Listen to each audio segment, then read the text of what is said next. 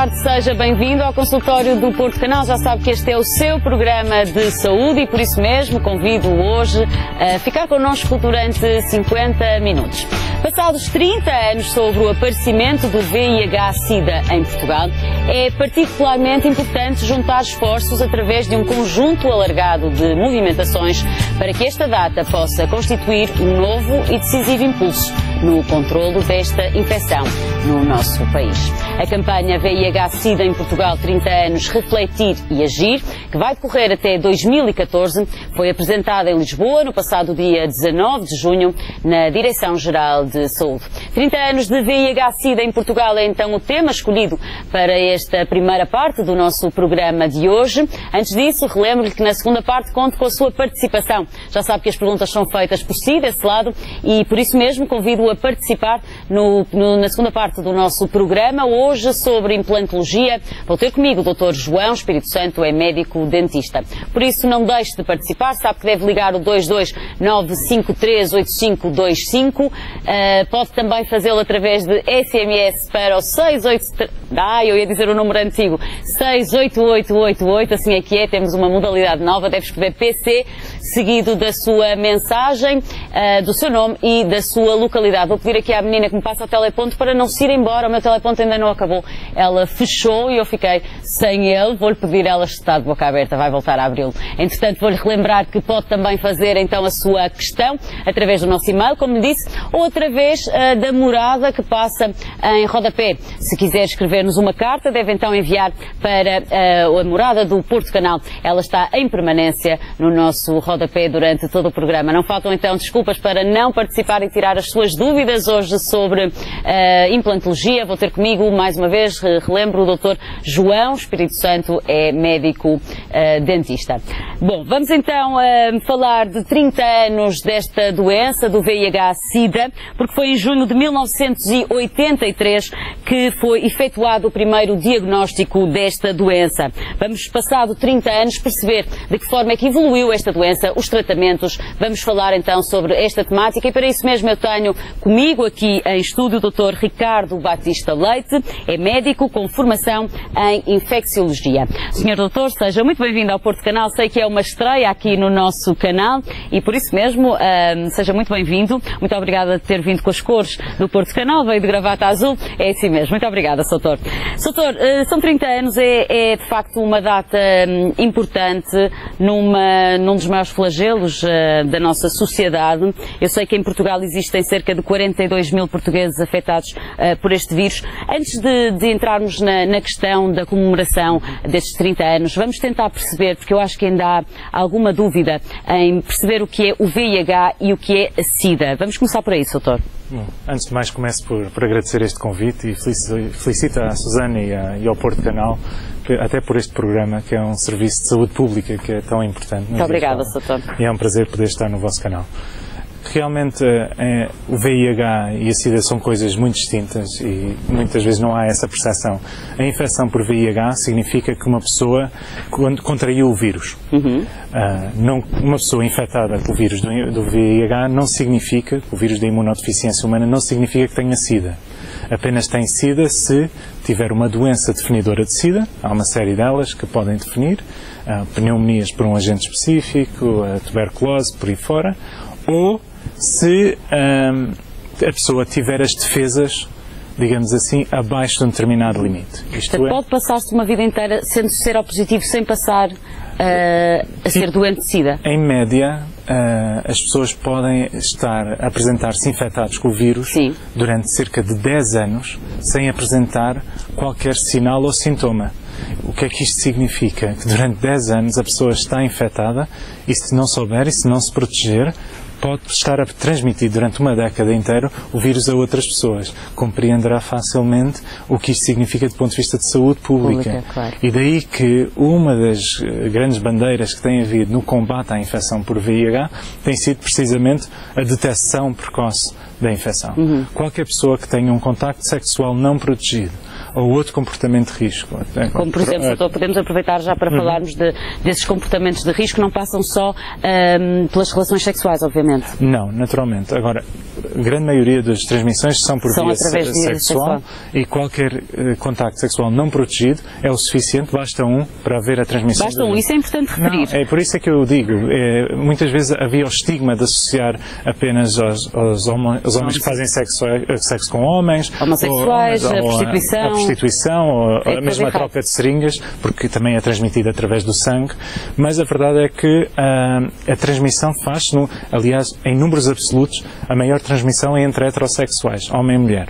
E, isso é importante também dizer, para desmistificar aquela velha ideia que vem dos anos 80. 80, completamente, que se associava aos homossexuais, não faz sentido. E, portanto, a mensagem-chave aqui se a pessoa teve um contacto sexual não protegido, faça o teste. E o teste é muito simples, doutor. Também, se calhar, vamos avançar já também. Sei que hoje em dia fazer um teste para o HIV é muito simples, é uma pequena picada. Dar apenas um pouco de sangue com uma picada e há um teste rápido que, naturalmente, se houver dúvidas, depois tem que se fazer um segundo teste mais elaborado, digamos assim, para o confirmar. Mas é algo rápido e que hoje em dia existem disponíveis em vários centros que as pessoas podem consultar online no site da Direção-Geral da Saúde, em que basicamente fazem o teste, é voluntário, é anónimo e é gratuito. E, portanto, não há desculpas. Não há desculpas e todos devem fazer o teste e, aliás, se estiverem numa relação, até é um presente que dão ao seu companheiro. Sem dúvida. E portanto, outra coisa importante que as pessoas devem... O teste é 100% seguro, doutor? É 100% seguro. Agora, é importante as pessoas terem noção que se tiverem um contacto de risco e fizerem o teste logo a seguir, pode não ser positivo e isso não significa que esteja livre da infecção. Há uma janela de 6 meses. 6 meses. Portanto, após uma relação desprotegida...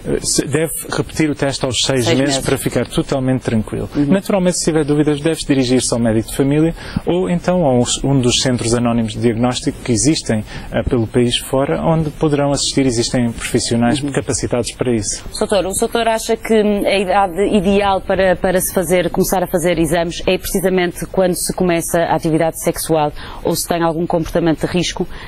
Fora isso, as pessoas podem estar tranquilas, porque também ainda há muitas pessoas que acreditam que este vírus se transmite através dos beijinhos e dos abraços. Isso não acontece? Não se transmite nem através de beijos, nem de abraços, nem de suor. Portanto, na prática desportiva, nem de partilha de quaisquer objetos. A transmissão faz por via sexual e faz por via sanguínea. Portanto, se houver naturalmente contacto sanguíneo, seja por troca de seringas ou outra via, seja por um contacto sexual sem preservativo, aí há sempre risco. E, portanto, são essas as situações. Todas as outras são mistificações. Até em inquéritos já vi pessoas que achavam que através da picada de mosquito que levava de sangue de um para o outro poderia acontecer. Não é verdade. Não é verdade. Portanto, nem saliva, nem suor, nem por outras vias quaisquer. A transmissão é exclusivamente via sanguínea, troca de seringas por aí fora e por via sexual. Desprotegidas.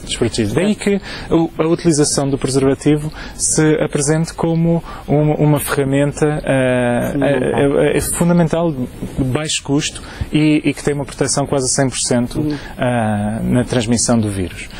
As pessoas que estiverem infectadas, é importante serem seguidas pelos médicos especialistas, porque hoje está demonstrado também quem precisar de medicação e cumprir com essa medicação faz uma vida normal, como doença crónica, portanto toma a sua medicação diária e pode viver tantos anos como qualquer um de nós, mas por outro lado, ao fazer a medicação, a verdade é que a probabilidade de transmitir o vírus a outros também reduz quase para valores nulos. Portanto, o sentimento de responsabilidade também que deve ser incutido nestes doentes. Precisamente, porque este é um daqueles casos em que a terapêutica não só trata, como previne a transmissão. Tem uma dupla função. Tem uma função de médica, de cura, ou de tratamento neste caso, como tem um papel importante de saúde pública, de prevenção da transmissão do vírus a terceiros. Doutor, falando precisamente das formas de terapêutica, eu sei que quando se iniciou, vamos então recuar os tais 30 anos, as primeiras terapêuticas antirretrovirais implicavam uma data de comprimidos. Eu lembro que os seropositivos tinham que tomar cerca de 20, se não estou enganada, comprimidos por dia, ou mais. Houve um grande avanço também nesse sentido. Vamos começar então por perceber de que forma é que evoluiu a terapêutica ao longo destes 30 anos. Isso tem sido uma verdade incontestável. Foi, de facto, a área da medicina que mais evoluiu neste curto espaço de tempo de 30 anos, o que tem jogado, no entanto, às vezes contra a infecção por VIH, porque as pessoas encaram hoje como doença crónica e não percebem a seriedade e a gravidade da mesma doença. Continua a ser uma doença grave e que, precisamente, se a pessoa não for diagnosticada, se não se tratar, continua a ser uma doença mortal. E é importante que as pessoas tenham noção disto. No entanto, a verdade é esta. Em 1989, as pessoas morriam em 18 meses, em média, quando ficavam infectadas. Hoje, em 1989? Em 89. Hoje em dia as pessoas conseguem viver até, enfim, a longevidade da esperança média habitual. E, portanto, de facto, é um salto substancial. Mas, como dizia muito bem, nos anos, finais dos anos 80, início dos anos 90, com várias técnicas experimentais, com 20 e tal comprimidos por dia, as pessoas, enfim, tentavam sobreviver, digamos assim. De facto, em 1997, houve um grande salto com o avanço de 3 fármacos que, associados, de facto demonstravam que era possível travar a infecção com 3 fármacos, que hoje em dia existem até combinados num único comprimido. O que significa que hoje em dia, em muitos casos, é possível que o tratamento das pessoas com infecção por VIH se faça com um único comprimido por dia e que possam, de facto, viver muitos anos. E, portanto, é um salto substancial. E daí que, e agora isso leva-nos a outro ponto muito importante, que é a questão do estigma e da discriminação. Também lá esse, doutor. Eu não tinha dúvidas e aproveitei a deixa. A verdade é esta, nós continuamos a olhar, como começamos a conversa, a olhar para a infecção por VIH como sendo uma doença de alguns nichos e que estas pessoas seriam potencialmente destinadas a morrer a breve trecho. Hoje em dia são pessoas que devem e podem ter uma vida normal, integrada na sociedade. Trabalhar. Inclusivamente ter filhos, doutor, que era outra questão que eu lhe queria colocar. Os seropositivos podem ter filhos. Esse é outro grande avanço da medicina que muita gente desconhece. Hoje em dia existe uma técnica chamada técnica da lavagem do esperma, que de facto permite que um homem seropositivo possa, em condições de segurança, por via das técnicas de fertilização in vitro, de facto levar a uma gravidez segura. No caso de uma mulher infectada, estão protocolos bem definidos que permitem, com terapêutica antirretrovírica, diminuir drasticamente a probabilidade de transmissão vertical, ou seja, da mãe para o filho. E, portanto, temos todos os argumentos e, por isso, aliás, é um objetivo para 2016 de termos 0 casos de infecção por transmissão vertical e creio que temos todas as condições para alcançar esse objetivo. São muito boas notícias, doutor, que nos está aqui a trazer ao consultório. Vamos falar, então, destes 30 anos. O que é que está previsto para este ano, porque vai estender-se até 2014, uma série de iniciativas? Neste momento, a Direção-Geral da Saúde e convidou-me na qualidade de médico para integrar o painel que está a ajudar a elaborar um programa, digamos assim, aproveitando esta efeméride, esta data do diagnóstico do primeiro caso há 30 anos, para organizar uma campanha que pretende ser mais do que uma campanha para relembrar essa data, que sirva como pretexto para trazer todos estes assuntos à luz do dia e para reforçarmos mais uma vez o papel da prevenção, precisamente.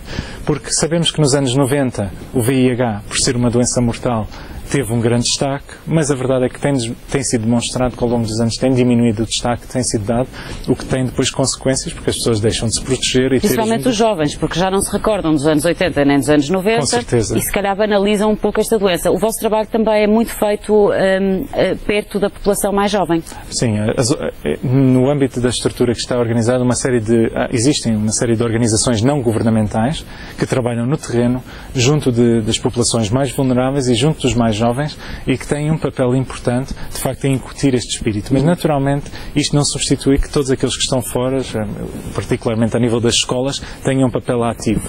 O que é que foi organizado? Avançou-se com um programa, que é o programa VIH-Sida há 30 anos, Refletir e Agir, e com este programa foram estabelecidos uma série de iniciativas que eu considero muito interessantes, a primeira dos quais será já em setembro, que pegou na vencedora vencedora de um prémio há uns anos atrás, na área do VIH, que criou um novo verbo, que é o preservativa-te, que é um conceito muito interessante, e a escritora Rita Ferro vai escrever um texto em torno desse verbo e que vai servir de pretexto para associar uma nova imagem associada à necessidade das pessoas se protegerem nos contactos sexuais. Um verbo que se pretende que seja utilizado não só pela população jovem, mas por toda a gente. Por toda a gente. Aliás, até porque na população mais idosa... Não é um verbo fácil de dizer, doutor. Não é. Preservativa-te. Isso. Vamos preservatizar.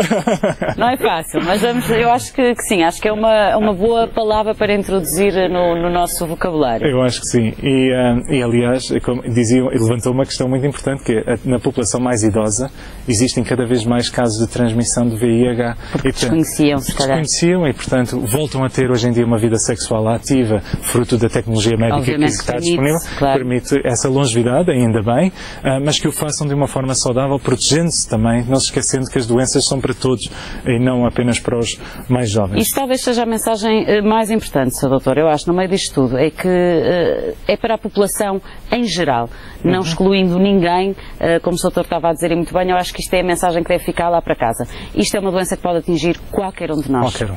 Qualquer estrato social, qualquer idade, qualquer raça, qualquer tipo de pessoa. Exato. E por isso é que discriminar não faz sentido nenhum. Não faz sentido nenhum, não é? Porque pode tocar a qualquer um. Outras iniciativas importantes... Portanto, esta será em setembro. Esta será em setembro. Depois, em outubro, teremos no Coliseu dos Recreios, em Lisboa, um concerto dos 30 anos do VIH-Sida. Enfim, servirá certamente, com o patrocínio da RTP1, vai, de facto, ter esperemos nós, algum papel de relançar a discussão do VIH em Portugal. Em novembro vai ser dedicado uma semana inteira para que as altas instâncias do nosso país se dediquem à Semana do Teste, em que se vai tentar estimular que toda a gente faça o teste. É objetivo que toda a gente, entre os 15 e os 65 anos, pelo menos uma vez na sua vida, faça o teste do VIH. É, de facto, algo importante para si e para aqueles que ama e com quem está. E, portanto, essa semana vai ser dedicada a tentar estimular essa mensagem. Em novembro, dezembro, vai haver uma iniciativa que diz muito a este canal, penso eu, que é a Liga Portuguesa de Futebol. Muito bem. Que se vai associar a esta iniciativa. De que forma é que isso se torna importante, uma vez que o futebol tem um papel tão importante no nosso país, doutor? É fundamental porque é um dos meios no nosso país de chegar, de facto, a todos os estratos, como nós falávamos, desde os mais jovens aos mais experientes. É transversal a todos os estratos sociais e, de facto, vamos na jornada, 11ª jornada, na jornada do 1 de dezembro, que é o Dia Internacional de Luta contra a SIDA, em todos os jogos dessa jornada vai haver um pontapé de saída, digamos assim, dedicado, com mensagens alusivas a que as pessoas se previnam e que façam o teste do VIH. Portanto, aí também é uma forma de todos os clubes também participarem de uma forma ativa. Muito bem, o Porto Canal vai assistir com certeza a isso também, através do nosso Futebol Clube do Porto, obviamente, que irá jogar também nesta, não me vou esquecer, 11ª jornada da próxima época do campeonato. Precisamente. Muito bem, doutor, e mais? Depois temos mais algumas iniciativas. Em novembro, ainda associada à imprensa, vai haver uma exposição, o VIH-Sida e a imprensa. Isto porque ao longo destes 30 anos a imprensa nacional teve um papel determinante em transmitir estas mensagens e, sobretudo, para que a imprensa se consciencialize da sua importância do ponto de vista da prevenção, da mensagem. Não há, de facto, outro meio mais eficaz do que, de facto, os jornais, as televisões, as rádios. Como estamos a fazer agora. Como estamos a fazer. E hoje em dia, através também dos meios das redes sociais, sem dúvida, poder chegar com esta mensagem, as pessoas ouvem os mídias podem ter esse papel e penso que esta exposição, mais do que olhar para o passado, pode abrir caminhos para o futuro. Depois, no dia 1 de dezembro, aí para os mais jovens, vai haver uma noite no Urban Beach, numa discoteca em Lisboa, dedicada aos DJs contra a SIDA. E na manhã seguinte, duvido que para aqueles que foram na noite anterior, não vão conseguir, na manhã seguinte, com certeza. Mas um outro extrato, certamente, de pessoas irão participar numa corrida nacional pelos 30 anos do VIH-Sida. Depois, no dia 4 de dezembro, na Assembleia da República, vai haver uma importante discussão discussão toda em torno da temática de VIH, para debater o que se fez até hoje e, sobretudo, novos caminhos para o futuro. E para terminar, em janeiro, vai haver uma iniciativa dedicada a um vírus, que é o VIH-2. O VIH-2 é um vírus relativamente desconhecido, porque, enfim, surgiu depois do 1 e, não, de facto, está mais presente em países africanos, mas a verdade é que existe uma importante prevalência em Portugal, muito fruto da nossa relação. Em que é que difere, doutor? É um vírus que tem uma evolução, digamos, mais insidiosa, mais lenta, destruindo, digamos assim, de uma forma mais gradual o sistema imunitário. E, portanto, e como fica mais restrito àquela região, a certas regiões do mundo, não tendo entrando, digamos, no mainstream da discussão mediática em torno do VIH, tem sido um pouco esquecido. E, portanto, este debate vai ser importante até porque Portugal tem uma prevalência relativamente grande, como eu dizia, pela nossa relação com muitos PALOPs e com os países africanos de língua oficial portuguesa. E, portanto, e mais do que isso, Portugal tem um papel importante até na descoberta do vírus. Muita gente não sabe isto. O primeiro doente diagnosticado com infecção por VIH-2 estava internado no Hospital Legas Muniz em Lisboa e foi a professora Odete Ferreira e o Dr. Camal Mancinho, portugueses, que colheram sangue. A professora Odete Ferreira meteu o sangue no bolso do casaco, foi até o Instituto Pasteur em Paris, onde foi feita depois a identificação do vírus pela primeira vez do VIH-2.